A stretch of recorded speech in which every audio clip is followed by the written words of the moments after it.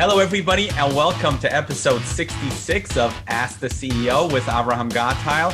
Today, I've got a very special guest. He's an American software developer and serial entrepreneur who's widely known as a professional hacker in the developer community. He's the chairman of Rutgers University, an alternative education company that offers various coding boot camps and online learning programs, as well as the CEO and co-founder of Disrupt Digital, a full-service digital agency servicing small-medium business clients around the world.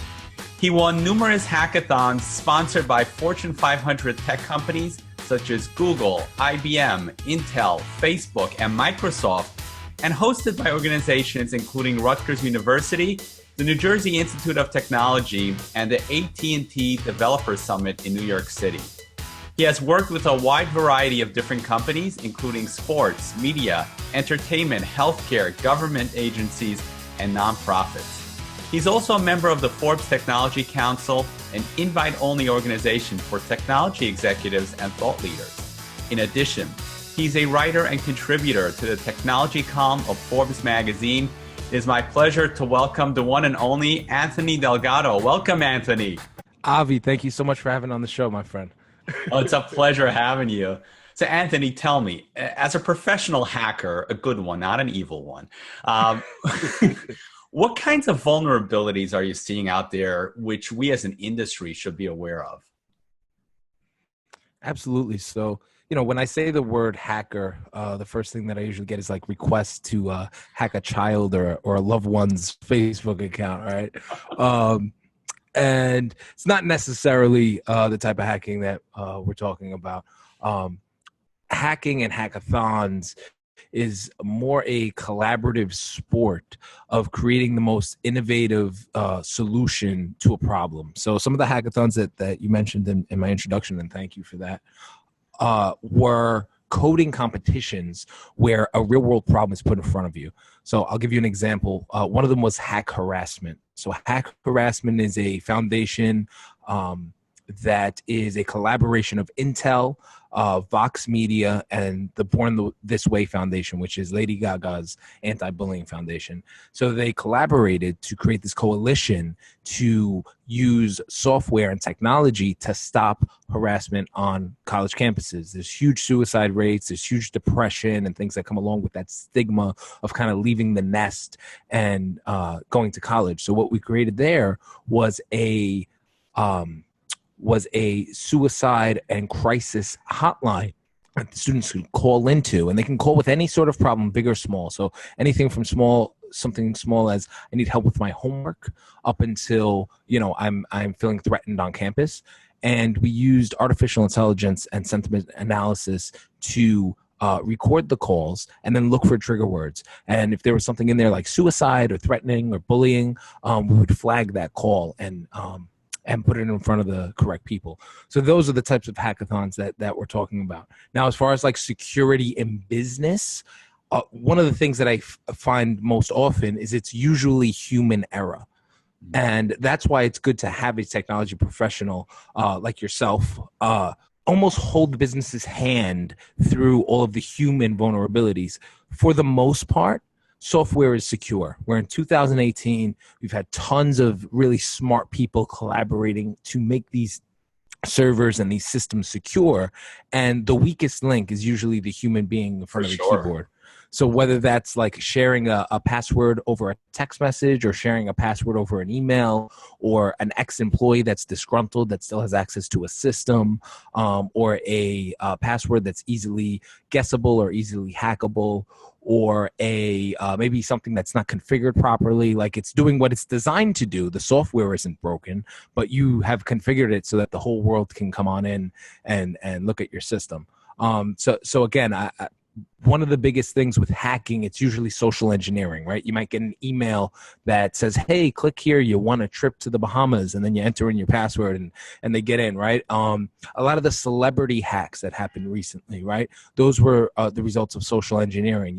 You go to the website and you click forgot my password, and it asks you your dog's name and where you went to high school. Now, if you're a high profile celebrity, where you went to high school and your mother's maiden name, that's common knowledge. So again, a lot of the a lot of the so-called quote unquote hacks, they're either inside jobs, right? So like Yahoo had all their passwords hacked. 9 times out of 10, that's an inside job. Or it's social engineering where like I know Christina Aguilera's high school mascot, so I'm able to get into her account like that. I think most people do. But it's so true. I find that a reoccurring theme in the cybersecurity field that many of the vulnerabilities are human vulnerabilities. Mm-hmm. Yeah, no, absolutely. I couldn't agree more. And it's interesting how AI is now being utilized for that. So similar to like what you were talking about, the suicide prevention line, AI is now being utilized to limit those vulnerabilities in that human element as well, such as, being on the lookout for things like, Anthony's credentials are being used at 3 a.m. from the Bahamas. Is he actually in the Bahamas? Well, he might be, but but no, I totally understand the sentiment. And that actually reminds me of a really good friend of mine. I should introduce you so you can have him on the show. His name is Babak, and he recently started an IoT security company focused on strictly using AI to safeguard IoT endpoints. And one of the things that people aren't realizing is as we move to this more and more connected world, now your doorbell has an IP address, the Wi-Fi cameras have an IP address, your smartwatch, your Amazon Alexa, all of these things, your thermostat, all of these things have IP addresses and they're on your network. And now that's one more vulnerability that you have to worry about. So he created an IoT, it's almost like an IoT specific firewall in the cloud where all of your IoT devices go through his system in the cloud. They use artificial intelligence to detect bad behavior and then automatically cut off an IoT device that might be compromised. That would be very fascinating to talk about because if you think about it, they have estimated about 50 billion devices by the year 2020. So if you think about that, it's going to affect all of us. Absolutely. It's more devices than we have people. I mean, I think we're outnumbered by the robots at this point. There you go. Being concerned about robots taking over your job. Well, guess what? It's happened already. That reminds me of the piece that I sent you earlier that I just wrote up on Forbes about all the different jobs and all the different industries that are just being disrupted by automation. Both of us are lucky that we're in the tech field.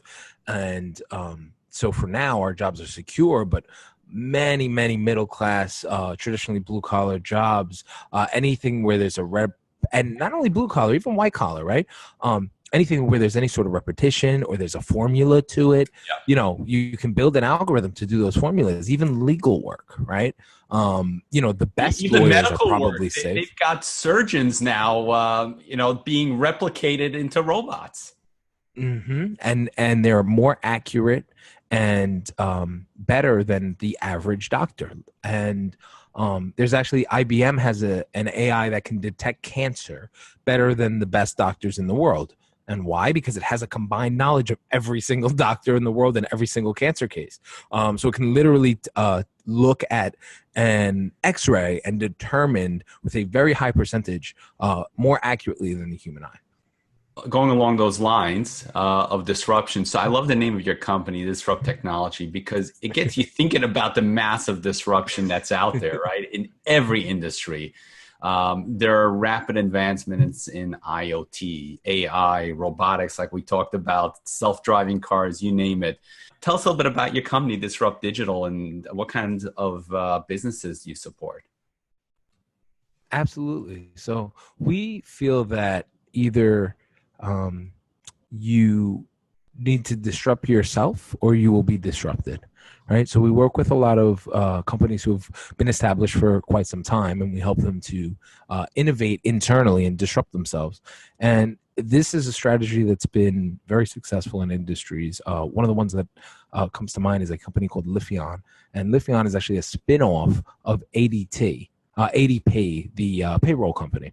And what they did, rather than allow someone to come in new into the industry and disrupt them and then either they would have to acquire that company or compete with them. They created an incubator internally to come up with projects that would directly compete with them. But the beautiful part was this incubator was owned by them. So all of the projects that came out of it are startups that they then own. So following in that model and that tradition, we do believe that either you need to disrupt yourself, or an outside force will come and disrupt you. Just to talk a little bit more broadly, because in the intro you mentioned kind of two sides of the business, our educational side, and then our media side. As an organization, we exist to empower the next generation of thought leaders, developers, creators, marketers, and entrepreneurs to learn new skills, grow their careers, and create financial freedom for themselves and their lives. And we believe that technology, entrepreneurship, and innovation are really the keys and the tools that can unlock financial freedom for underserved communities all around the world. So we do that in a few different ways. One of them is just purely by execution. So our mission is to increase diversity in tech. Technology is the thing that me personally I use to create financial freedom for myself, move myself up the economic ladder, and really create the life for myself that I want. There are not that many industries where without a college degree, without a recommendation letter, without a stamp of approval, whether that's a real estate license or a medical license or a law license, there are gatekeepers to a lot of different industries. But tech, and in specifically the internet, has allowed for the democratization of information and the democratization of economies. And instantly you can compete on a global scale. So instantly you can go to market with your startup, you can go to market with your app. And if you are the best app, no one cares the color of your skin, no one cares where you went to school, no one cares what your recommendations letter say. The market is the person that gets to decide who the winners and who the losers are. And the beautiful thing is all you really need is Wi-Fi and a dream, right? So you don't necessarily need to be in a specific geographical location. Again, prior to the internet, this wasn't the case. Like, there was real estate in Times Square, and that real estate was disproportionately more expensive than Main Street. And if you had a store on Main Street, there was a cap on how much your store could make due to foot traffic. Now you can buy a .com for $7, right? And you can turn that piece of real estate into the most expensive Times Square, Las Vegas Strip type of business that you can. And really, the sky is the limit. And we believe that we can use technology, we can use digital entrepreneurship to now create new markets in underserved communities. So we do work in Newark with Newark Kids Code, and now most recently we're bringing our coding and educational programs down to Puerto Rico. After Hurricane Maria, they were affected with a lot of adversity due to economic problems, right? So like the people who were upper middle class, they were fine. You know, the hurricane happened, their homes were really strong, they were able to buy food and water and supplies, and it was really people who were already financially struggling. And now not only did you lose the roof on your home because your home wasn't strong, now you lost your job because you're not working in a stable career, you're working in tourism or leisure, and now people stop traveling to the island for those things. So we really feel that if we start training people how to code, how to do graphic design, how to be a digital nomad, how to be a marketer or an entrepreneur, and use these online skills, we can create economies in places like Puerto Rico and places like Haiti and Dominican Republic and Jamaica, and do something similar to what they do in India, or the economies that you see in the Philippines or the Ukraine, where there's these outsourced tech hubs that are thriving from the digital economy. And it doesn't matter that they live in India because they're connected to the global market. And, that is something, like you said, that's something that the internet has introduced, is the ability for that digital nomad that you could work from anywhere. You could travel around the world and still earn your income and live the lifestyle you want, which is something that is fairly new. Something, the previous generation has no concept even what that's like. Mm-hmm. Yeah, no, when I told my mother that I was moving to Puerto Rico and that I was starting a coding school. She looked at me like I had 5 heads. And,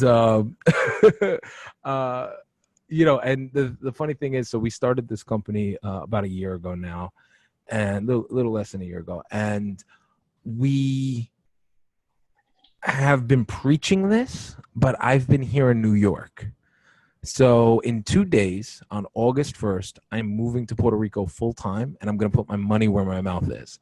And my entire team is in sync. My entire team, I actually gave the decision to them, and I said, listen, I'm thinking of doing this, and I need your vote of approval. And my entire team is on board, and they support it. And we're creating, I don't want to say one of the first, but we're creating a digital nomad company, completely remote.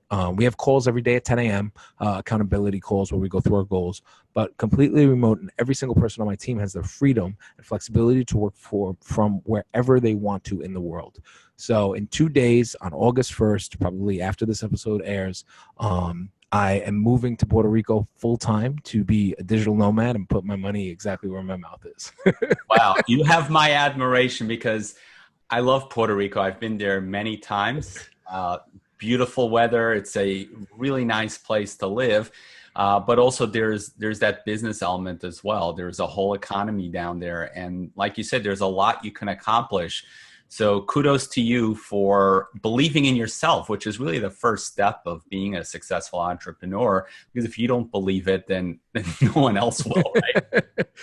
No, totally. You've got my admiration, and I look forward to traveling down there and having an excuse to go down to Puerto Rico to meet you.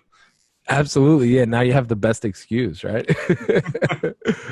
So, Anthony, let's talk a little bit about some of the different technologies you've worked with and written about as well. So, self-driving cars, everybody's talking about that. Like, that's the next best thing, the biggest disruptor in the automotive industry. But, you know, that's kind of already old news. Everyone's talking about that.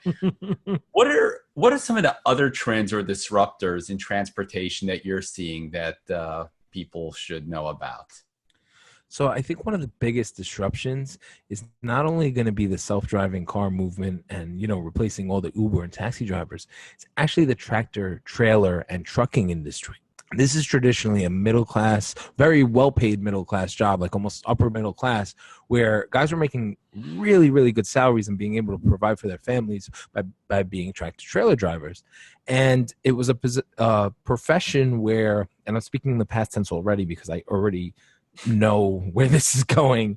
We're like friends, fathers of mine, provided for their family, and kind of the exchange was that you wouldn't be with your family as much because you'd be on the road driving a tractor trailer. And recently Tesla has released a new tractor trailer. It's called the Semi, and it has autonomous driving built in. And the first version of it, Walmart has already pre-ordered 10 copies of it to test it out. Yeah, you can buy it at Walmart already, right? Almost. No, but in all seriousness, Walmart actually is going to test it out. They already pre-ordered, I think, 10 or 15 of them. And it has the self-driving technology capability built in. Now, this model does still have a driver in it. But if you know Tesla and you follow their story and their progression, all of their cars are built with 4G capability, and they push software updates to them constantly. Tesla actually had a recall where if you were traveling 60 miles an hour or faster and a rock, and this is on the first Tesla, a rock would like bump up and hit the battery, there was a chance that it could start a fire. And what they did, instead of having a massive recall where every single Tesla would have to go back to the factory and get re-engineered, they pushed out a software update, and they created a system where when the car would start to go over 50 miles an hour, it would raise the suspension, and then problem averted. There's no chance that a rock hits it too fast. There's no chance of a fire, and they save themselves millions and millions of dollars in recalls by just pushing the software update. So in a similar sense, when they're ready to make these semi-tractor trailers fully autonomous. They'll still be autonomous to the fact that you can press autopilot like you can on a Tesla car, and then you can like play with your phone even though you're not supposed to. But once they get to the point of being fully autonomous, they're going to push a software update and they're going to say, yeah, these things don't need people anymore. Wow. Talk about using innovation in order to help improve your business. I mean, like you said, right? Instead of having to recall thousands of the Tesla vehicles, they're just able to fix it with technology, which is fascinating. Well, and that's why you want to create your software solutions in a way that they're agile like that, right? So that's intentional. That's their business model is, we're not going to have a lot of knobs. We're going to have a giant touch screen. And then that touch screen is almost like a digital canvas that we can push updates to and constantly improve. It's also like the innovation of the iPhone, right? There's no buttons on these things. The original one had one button. These don't even have buttons anymore. And the idea behind that, besides aesthetics, is the fact that it's a blank canvas. It's this digital canvas where when you're using the calendar, you have a few buttons. When you're using the calculator, now you have different buttons. When you're using the telephone, now you have different buttons. And as opposed to the phone that's actually sitting right behind you, right? Where, the buttons were analog, they were fixed, right? And now we're creating these digital canvases via iPads and iPods and in-app dashboards and things of that nature where you have this canvas. Let's shift to another technology here. China has been in the news recently, as we know, for using face recognition technology and AI in order to keep tabs on its citizens. What are your thoughts on government using this kind of technology to so-called fight crime, at least officially, and then later turning it on citizens in order to catch them in the act of doing something or another? I mean, it's coming whether we like it or not. Yeah, I mean, it really reminds me of Minority Report, right? And the future crimes, right? If you guys haven't watched the movie, you should go. But it's a movie by Tom Cruise, and it's this dystopian future where they use technology and a little bit of magic to detect crimes that are happening in the future. And they arrest you for the crimes that you haven't committed yet, right? And it's like, where's the free will? Like, I might not commit that crime. And there's actually a software out right now that is, it's only being tested, I think, in like 1 or 2 cities in the country. But nonetheless, it searches for potential crime algorithms, right? So it looks at all the crimes that are reported and it looks for patterns. And then it tells the police, hey, statistically on a Friday night in this area, there's a crime going to happen. So you should go there. So now the police get a notification, hey, there's going to be a crime here, right? And they're going out and then they're searching random people and they're actually harassing people. And there's actually a video on YouTube where they stop this guy and they search him and they find like a pocket knife and they end up arresting him for a pocket knife. But it's like, he didn't do anything. He didn't do anything. Like he had a pocket knife in his pocket. And so it really does create this kind of police state, this dystopian future. Facial recognition is pretty accurate. It's not 100%. The fingerprint, we're actually learning that the fingerprint isn't as accurate as we thought, especially these partial prints where we're locking people up because, the 2 or 3 lines kind of match someone else's 2 or 3 lines. So, I really think it's a slippery slope. I think there should be regulation to prevent cameras from really just being everywhere. It's really, really weird. It's actually scary. I know that statistically it probably is making cities safer. So if you look at like New York City, 20, 30 years ago, the subway was the most dangerous place. They were like stick up kids, like guys would come on the subway with a shotgun and be like, okay, guys, it's Tuesday. Like put all your jewelry in a bag. And now the subway is like the safest place you can go. Like if someone's messing with you on the street, just run into the subway and there's cameras and there's police. And so I know it's like, it's a slippery slope between like, we want to create safer cities, but we also want to have our freedom and our liberty. And, part of it is personal choice, right? So like what you put on social media, you can kind of control that.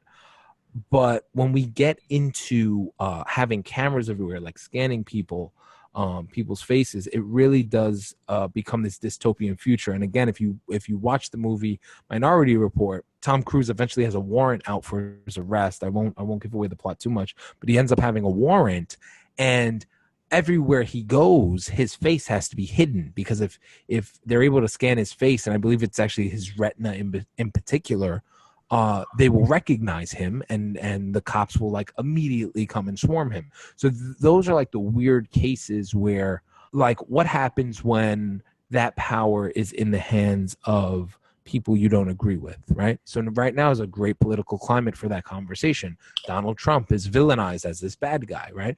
Now, I won't go into whether or not those things are true, right? I like to kind of have an objective opinion and judge people on what happens. But okay, I'll go along with it for now. Donald Trump is the bad guy. That means all the same power that you just gave to Obama, the guy that you liked, now you just gave it to Trump. So that's why having the government have limited power is important, because you want their hands to be tied. You don't want to have all this massive power in the hands of human beings, because human beings are imperfect, right? So I really think that there needs to be more regulation around these facial recognition and these technologies. Now, that being said, you as a citizen, besides lobbying Congress, what can you do to protect yourself? So be conscious of what you're sharing online, right? There's no such thing as being anonymous. Facebook was actually outed in Europe for not deleting things that they said they were going to delete. So in Europe, they have actually more liberal laws around this type of stuff than we do. And you can actually audit and have a subpoena to Facebook and say, hey, Facebook, give me all the data you have on me. So someone in Europe did this, and they got a database dump of everything that they had about this gentleman. And there were posts where it said, hey, Avi tweeted this on this date, status equals deleted. And it's like, hang on, wait, status equals deleted. That means, it was deleted, but all you did was change a status, and in the back end, it's still sitting in there, right? So all the things that you think, Snapchat stories, oh, they're going to disappear, Instagram, it's not going to disappear. So everything that you upload, it is a record for life. So the way that you can kind of protect yourself is by limiting what you upload online. If you upload your face to Facebook, they're using facial recognition, and now your face is in a database. It's the same thing with Google. It's the same thing with all of these different technologies. So it is kind of a trade-off between convenience and privacy. And I think you really need to be mindful of the actions that you're taking online, because although it feels anonymous and it feels fun, nothing that you do online is anonymous. And it all boils down to the way we started the conversation, right? There's always that human and social element. If we as a society become smart about it, and we don't share things like, videos like when we were drunk, then it's not going to go around. Yeah, absolutely.